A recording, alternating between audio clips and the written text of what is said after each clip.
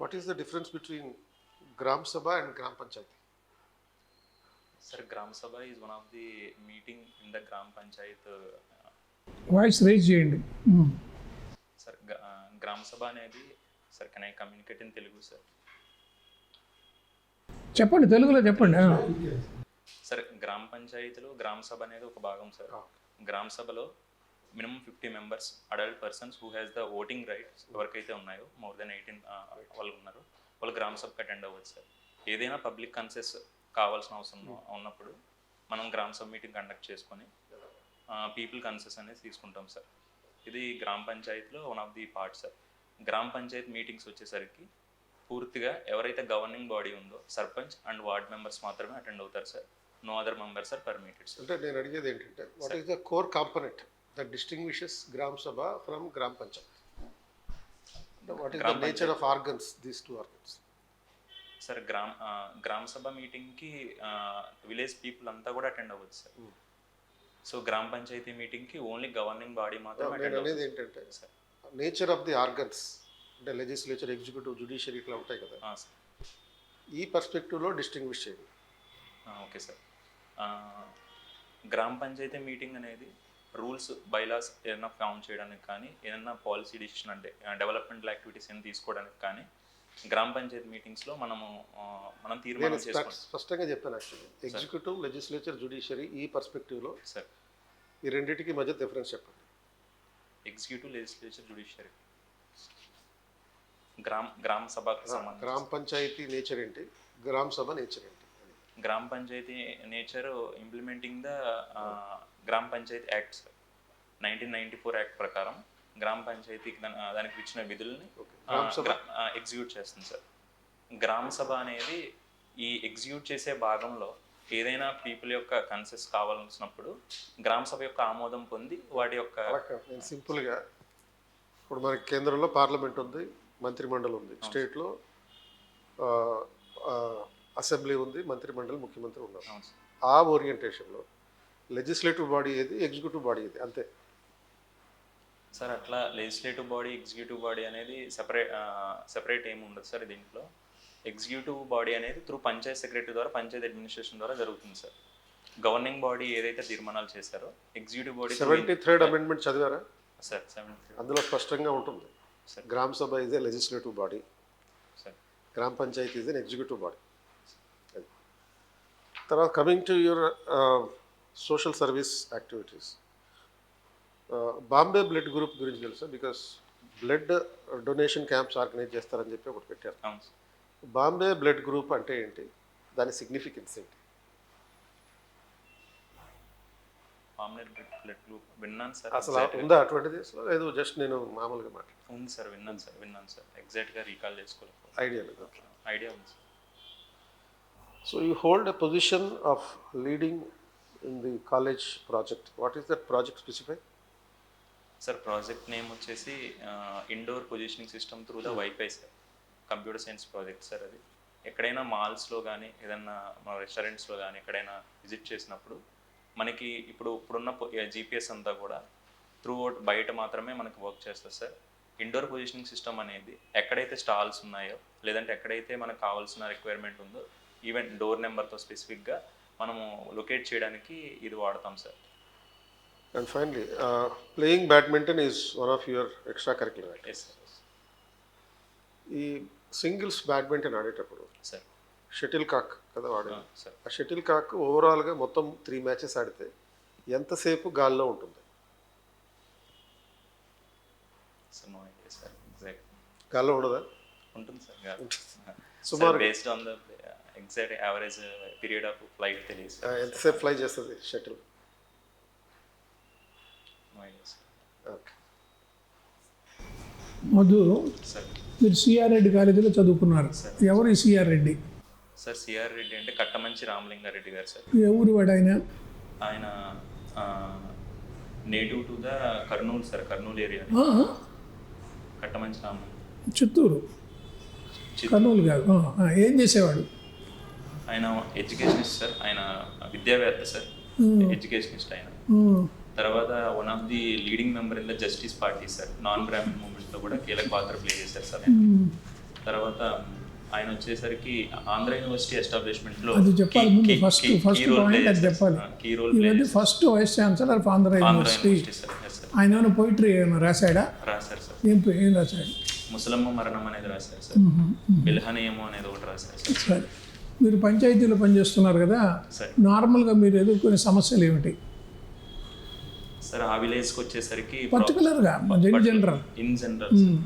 In general అయితే political pressure ఒకటి ఉంటుంది సార్. బెనిఫిషరీ ఐడెంటిఫికేషన్ టైంలో పొలిటికల్ ప్రెషర్ అనేది ఉంటుంది సార్. అదొకటి ఉంటుంది సార్. తర్వాత శానిటేషన్ వర్క్స్ దగ్గర కూడా మాకు ఇబ్బంది కలుగుతూ ఉంటుంది sir. Major problem sanitation and developmental activities దగ్గర వస్తుంటాయి సార్. డ్రైనేజ్ సమస్యలు కానీ, రైనీ సీజన్లో డ్రైనేజ్ సమస్యలు, బ్లాకింగ్స్ కానీ, డీసిల్టింగ్ చేయమని రిక్వెస్ట్లు కానీ ఇటువంటివి వస్తుంటాయి సార్. మా తెలుగు తల్లికి మల్లెపువ్వు దండ ఎవరు రాశారు? బంకిం చంద్ర చటర్జీ. బంకిం చంద్ర చటర్జీ అని రాశాడు.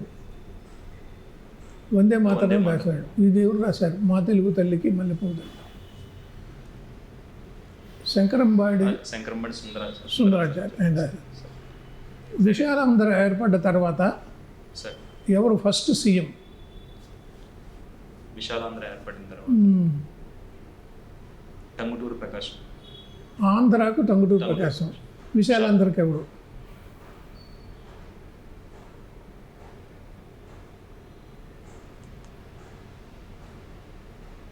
నీలం సంజీవ్. Correct. నీలం సంజీవ్ సార్. మధుచరణ్ గారు, సార్.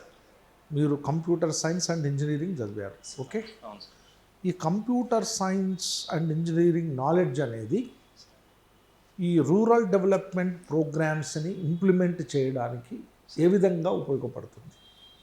మనం ఏమన్నా ఉపయోగించడానికి అవకాశం ఉంటుందా? సరే, స్పెసిఫిక్గా చెప్పాలంటే మాకు ప్రధానమంత్రి ఆదర్శ గ్రామీణ యోజన అనే ఒక స్కీమ్ అనేది సెలెక్ట్ అయింది సార్. మా village more than 50% of SC population ఉండడంతో మాకు ఆ విలేజ్ శాంక్షన్ ఇచ్చారు సార్. పైలట్ దీంట్లో 10 మానిటరబుల్ ఇండికేటర్స్ ఉన్నాయి సార్. ఈ 10 మానిటరబుల్ ఇండికేటర్స్ ఐడెంటిఫై చేసి బెనిఫిషియర్స్కి ఏదైతే లోపం ఉందో, అంటే శానిటేషను, తర్వాత housing and other clean fuel, ఇలాంటి వీటన్నిటికీ కూడా మేము డిజిటలైజేషన్ వాడాం సార్. త్రూ వాలంటీర్స్ ద్వారా గ్యాదర్ చేసి డేటా మేము దీన్ని డిజిటలైజేషన్ రికార్డ్స్ అన్ని కూడా డిజిటల్ చేసుకొని వాడటానికి ఒకటి ఉపయోగపడింది సార్ ఈ కంప్యూటర్ సైన్స్ నాలెడ్జ్ అనేది. తర్వాత నేను వెళ్ళంగానే ఫస్ట్ చేసిన వర్క్ ఏంటంటే సార్, హౌస్ ట్యాక్స్ అనేది మాకు ఈ పంచాయత్స్ ఉన్న విలేజ్కి ఉన్నాయి తప్ప డిజిటల్ రికార్డ్స్. హౌస్ ట్యాక్సెస్ అనేవి మాకు డిజిటల్ ఫార్మేట్లో లేవు సార్. డిజిటల్ ఫార్మేట్లో నేను ఎరియర్స్ అండ్ కరెంట్ చూడడంతో ఈ మొత్తం అంతా డిజిటలైజ్ చేయించాను sir. Through all functionaries use చేసుకొని అది డిజిటలైజ్ చేయించాను సార్. ఈ డిజిటలైజేషన్ చేయడం వల్ల ఎరియర్స్ అనేది, తర్వాత మా కలెక్షన్ అనేది, ఎవరైనా మాకు ఏదైనా వర్క్ కావాలని వచ్చినప్పుడు మీ ఎరియర్ ఎంత ఉంది, ఎందుకు కట్టట్లేదని చెప్పేసి మాన్యువల్ రికార్డ్స్ అంతా తిరగవేయకుండా ఈజీగా అది ఒకటి అయింది సార్. తర్వాత ఈ PMAGY ద్వారా కలెక్ట్ చేసిన ఈ 10 మానిటరబుల్ ఇండికేటర్స్ వాళ్ళు ఏ స్కీమ్కి ఎలిజిబిలిటీస్ మాకు కావాల్సిన ఉన్నా సరే మేము ఒక్కసారి విలేజ్ మొత్తము, ఇది 1780 సార్ మన పాపులేషన్. 1780 విలేజ్లో హౌస్ హోల్డ్స్ అన్ని 440 హౌస్ హోల్డ్స్ ఉంటాయి సార్. ఈ హౌస్ హోల్డ్స్ కవర్ చేసినప్పుడు మాకు ప్రతి ఇంటికి కావాల్సిన నీడ్ అనేది తెలిసింది సార్. వాళ్ళకి ప్రాబ్లమ్, గ్యాస్ కనెక్షన్లో ప్రాబ్లం ఉందా, లేదా ఇండివిజువల్ శానిటరీ లిటర్లో ప్రాబ్లం ఉందా, ఈ డేటా అనలిటిక్స్ ద్వారా లేదా ఫిల్టరింగ్ ద్వారా. Okay, fine sir. ఇప్పుడు ఈ మధ్యన ఒక డిబేట్ అనేది ఉంది. ఇదేంటంటే use of AI in decision making in administration. ఇప్పుడు AI అనేటటువంటి దాన్ని అడ్మినిస్ట్రేషన్కు సంబంధించినటువంటి డెసిషన్ మేకింగ్లో ఉపయోగపడడం వల్ల అడ్మినిస్ట్రేటివ్ ఎఫిషియన్సీ పెరుగుతుందా, తగ్గుతుందా? డెఫినెట్గా అడ్మినిస్ట్రేటివ్ ఎఫిషియన్సీ పెరుగుతుంది సార్. పెరుగుతుంది సార్. అంటే దీంతో ఛాలెంజెస్ కూడా ఉన్నాయి సార్. AI అనేది మనం ఏదైతే పాస్ట్ డేటా మనం ఫీడ్ చేస్తాం సార్, ఒక డేటా మనం అనేది ట్రైన్ చేస్తాం సార్ AI మోడల్ని.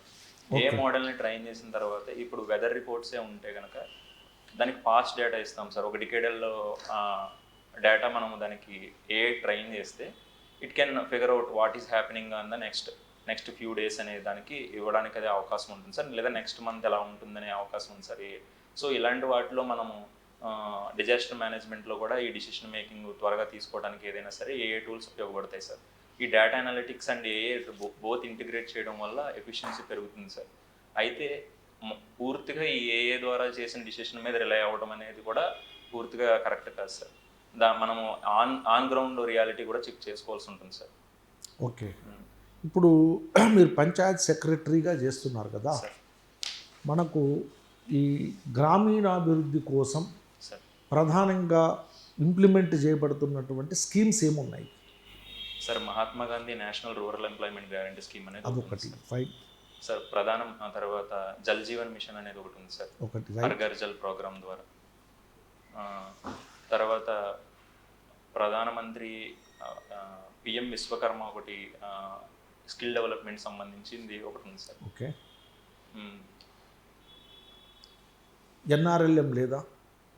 నేషనల్ రూరల్ లైవ్లీహుడ్ మిషన్, అది కూడా కవర్ అవుతుంది సార్. తర్వాత ఎస్ఎస్జిసివి కూడా, ఎస్ఎస్జి. సో ఈ స్కీమ్స్ అన్ని ఇంప్లిమెంట్ చేయటంలో సార్ ఏమన్నా ఎథికల్ ఛాలెంజెస్ ఏమన్నా ఉన్నాయా? ఇప్పుడు ఈ స్కీమ్స్ అన్నీ కూడా ఎథికల్ ప్రభుత్వం ప్రవేశపెట్టిన పథకాలను సార్ ఎఫెక్టివ్గా ఇంప్లిమెంట్ చేయాల్సినటువంటి బాధ్యత అధికారులది. అవును సార్. మరి ఈ అధికారులు ఈ స్కీమ్లన్నింటినీ కూడా సమర్థవంతంగా ఇంప్లిమెంట్ చేస్తున్నారా, లేకపోతే ఏమన్నా అనెథికల్ ప్రాక్టీసెస్ ఇందులో ఏమన్నా ఉన్నాయా? సార్ అనెథికల్ ప్రాక్టీస్ అనేది ఇట్స్ పార్ట్ ఆఫ్ ది సిస్టమ్లా ఉన్నాయి sir unethical practice. But more than 70% అనేది ఎఫిషియెంట్గానే జరుగుతుందని చెప్పవచ్చు సార్.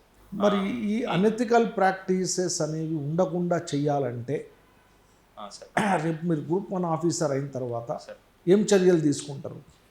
ఇప్పుడు మీరే చెప్తున్నారు కదా, అవును సార్.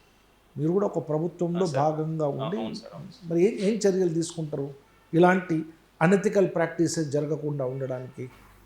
సార్ ఇప్పుడు ప్రాబ్లం ఎక్కడ అంటే సార్, మెయిన్ ప్రాబ్లం లా మేకింగ్లో ఏం ప్రాబ్లం లేదు సార్, ఇంప్లిమెంటేషన్లో మెయిన్ ప్రాబ్లం ఉంటుంది సార్. అదే ఇప్పుడు ఇంప్లిమెంటేషన్లో రేపు సపోజ్ మీరు డిప్యూటీ కలెక్టర్ అవుతారు సార్, మీ కింద చాలామంది ఎంఆర్ఓలు పనిచేస్తారు, సార్ వాళ్ళు ఎథికల్గా ఆ ప్రోగ్రామ్స్ని ఇంప్లిమెంట్ చేయడానికి సార్ మీరు ఏం చర్యలు తీసుకుంటారు? సార్ ఫస్ట్ ఆఫ్ ఆల్ నేనే రోల్ మోడల్గా ఉండడానికి ట్రై చేస్తాను sir. Okay, good.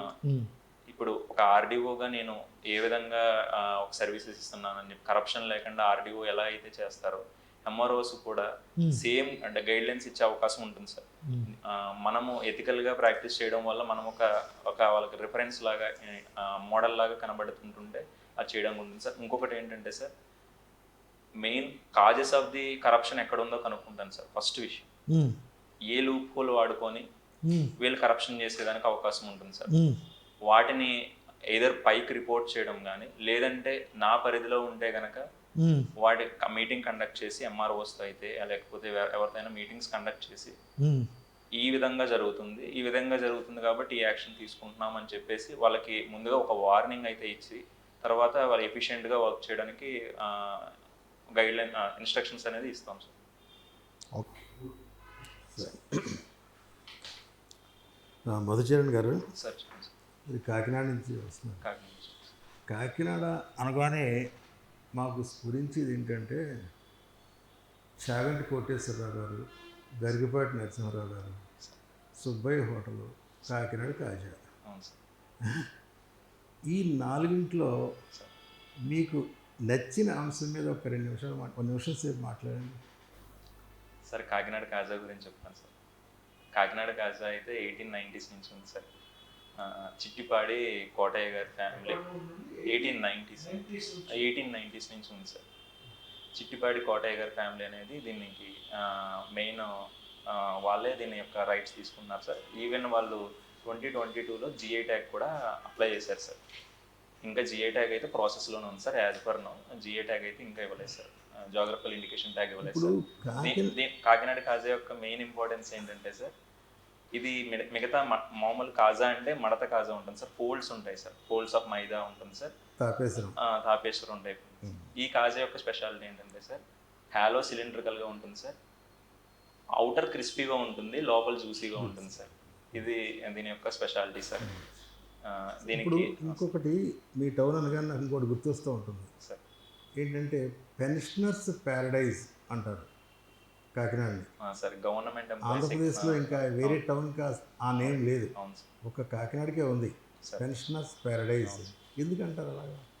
Sir lot of educational institutions ఉన్నాయి సార్. అక్కడ రిటైర్డ్ అయిన ప్రొఫెసర్స్ అవన్నీ ఉంది.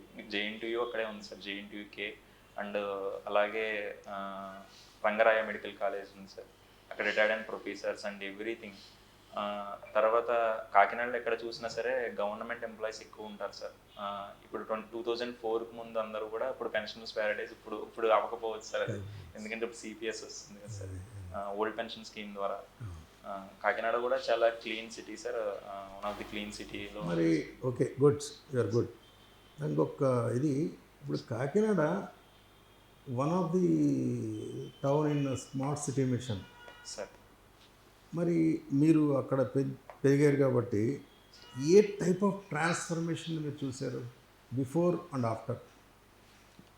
ఇన్ఫ్రాస్ట్రక్చర్ పరంగా చూసాం సార్. చెప్పండి, మీరు ఏం చూస్తే ఇన్ఫ్రాస్ట్రక్చర్ పరంగా చూసాం సార్. తర్వాత ఒక్కరే రివ్యూ చేయండి సరిపోతుంది. ఇన్ఫ్రాస్ట్రక్చర్ పరంగా చూసాం సార్. తర్వాత కల్చరల్ డెవలప్మెంట్ కూడా జరిగింది సార్. నియర్ బై అక్కడ స్కేటింగ్ పార్క్ ఉండేది సార్, ఆ స్కేటింగ్ పార్క్ని కూడా ఇప్పుడు నెక్స్ట్ మోడల్ కింద డెవలప్ చేశారు సార్. తర్వాత సైక్లింగ్ ట్రాక్స్ ఇచ్చారు సార్ త్రూ అవుట్ కాకినాడ అంతా కూడా. ఎక్కడైతే సైక్లింగ్ ఎక్కువ ఉంటుందో, అదే పీపుల్ యొక్క మూమెంట్ ఎక్కువ ఉంటుందో అక్కడ సైక్లింగ్ ట్రాక్స్ అనేది ఒకటి ఇచ్చారు సార్. తర్వాత ఎక్కడ కూడా క్లీన్ సిటీలో భాగంగా స్వచ్ఛ భారత్ మిషన్ ఇంక్లూడ్ అయి ఉంటుంది కాబట్టి ద క్లీనెస్ట్ విలేజ్ కింద, క్లీనెస్ట్ సిటీ కింద కూడా ఉంటుంది సార్ అది. ఈ మార్పులు అయితే మెయిన్గా అబ్జర్వ్ చేసుకుంటాం సార్. ఇన్ఫ్రాస్ట్రక్చర్ కూడా ఎక్కడ కూడా మై లాస్ట్ క్వశ్చన్ సార్. ఇప్పుడు విద్యాశాఖ మంత్రి ఆంధ్రప్రదేశ్ ప్రభుత్వంలో సార్ ఎక్కువ ఎన్రోల్మెంట్కి ఎక్కువ ఎంఫసిస్ ఇస్తున్నారు. అవును సార్. అయితే విద్యలో రెండు ఇబ్బందికరమైన విషయాలు ఉన్నాయి, వేస్టేజ్ అండ్ స్టాగ్నేషన్ అటువంటిది. వేస్టేజ్ అండ్ స్టాగ్నేషన్, దీనికి ఈ వేస్టేజ్ అండ్ స్టాగ్నేషన్ సమస్యను అధిగమించడానికి ఒక పంచాయతీ సెక్రటరీగా మీరు ఏ రోల్ ప్లే చేస్తారు? సరే, ఎడ్యుకేషన్ డిపార్ట్మెంట్ వచ్చేసరికి డిపార్ట్మెంట్ అనే కాదు, అసలు గ్రామంలో మనకున్నటువంటి సమస్య అంటే వేస్టేజ్ అండ్ స్టాగ్నేషన్. అది ఎడ్యుకేషన్ వర్డ్స్, ఎడ్యుకేషన్లో వాడతారు. ఆయన అన్నారు, మనం we should prevent wastage and stagnation and we should take utmost responsibility to widen the base అని చెప్పేసి.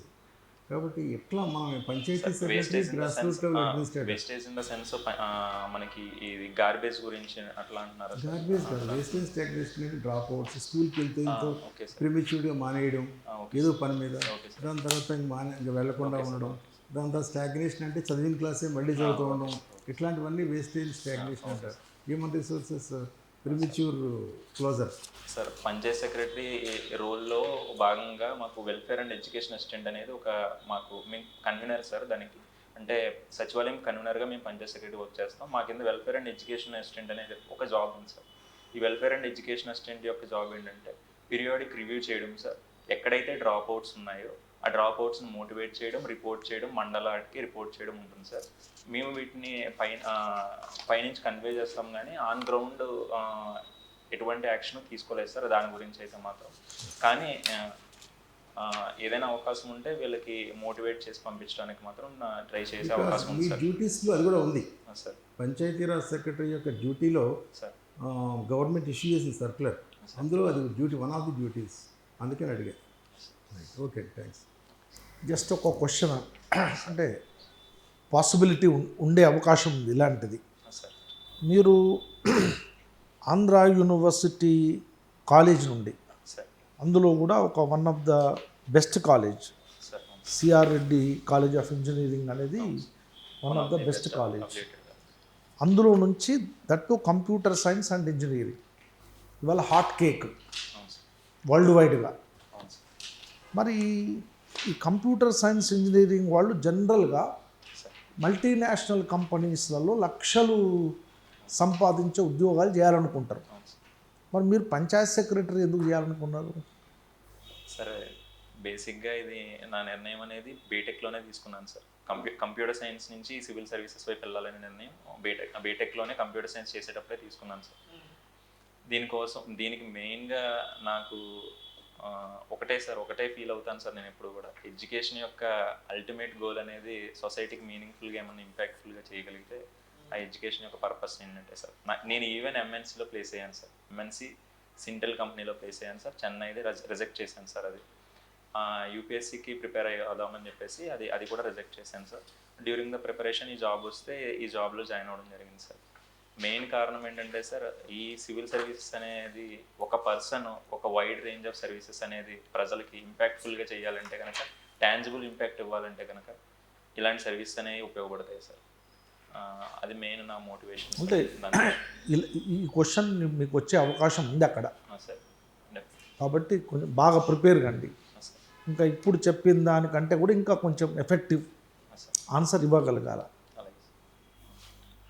సో ఫైన్ 60-65 వరకు మార్కులు వచ్చే అవకాశం ఉంది. కాబట్టి కొంచెం ప్రిపరేషన్ మీ జాబ్ గురించి, నేను అడిగిన పంచాయతీరాజ్ సిస్టమ్ గురించి, ఆ టెర్మినాలజీ ఇంపార్టెంట్, కీవర్డ్స్ అనేవి ఇంపార్టెంట్, ఎందుకంటే మీరు డిపార్ట్మెంట్లో ఉన్నారు కాబట్టి. తర్వాత ఈ షటిల్ కాక్ గురించి అడిగాను కదా, అలాంటి క్వశ్చన్లు అడగరు. అది ఏంటంటే కొంచెం సర్ప్రైజ్ ఎలిమెంట్ కోసం. ఇప్పుడు ఫ్యాన్కి ఎన్ని రకాలు ఉన్నాయి, ఎన్ని మెట్లు ఎక్కొచ్చు, అలాంటి క్వశ్చన్లు అడిగితే ఉద్దేశం ఏంటంటే మీరు లెక్క పెట్టాలని కాదు. 8 నిమిషాలు 9 నిమిషాలు ఖచ్చితంగా ఆన్సర్ కూడా చెప్పకూడదు. ఐ డోంట్ నో అని మాత్రం చెప్పకూడదు, తెలుసు సార్ అని చెప్పకూడదు. సో ఇది ఓన్లీ ఏంటి అంటే to make you think and to have a logical thinking capability, confidence, తర్వాత ప్రెజెన్స్ ఆఫ్ మైండ్. సో అవుట్ రైట్గా మాత్రం తెలియదు అనే పదం రాదు. యావరేజ్ అన్నట్టుగా, లేకపోతే ఈ పర్స్పెక్టివ్లో చెప్పాలన్నమాట. So everything is fine. Sitting posture కానీ, లేకపోతే కమ్యూనికేషన్ స్కిల్స్ కానీ, కాన్ఫిడెన్స్ కానీ అంతా బాగుంది. సో ఓన్లీ థింగ్ ఏంటంటే you have to observe all of the members while answering the question to a particular paper. So మీరు ఇంకో పని ఏం చేయండి అంటే, ఏదైనా ఒక టాపిక్ తీసుకుని గ్రామ సభ అనే అంశం మీద ఒక 45-90 సెకండ్స్ ఒక సెల్ఫీ వీడియో తీసుకోండి, దాన్ని రివ్యూ చేయండి, ఏం ఇంప్రూవ్ చేసుకోవాలో రాసుకోండి. అలాగే అట్లా ఒక 4-5 వీడియోలు తీసుకుని సెల్ఫీగా మీరు సెల్ఫ్ ఇంప్రూవ్మెంట్ చేసుకోవచ్చు. ఆల్మోస్ట్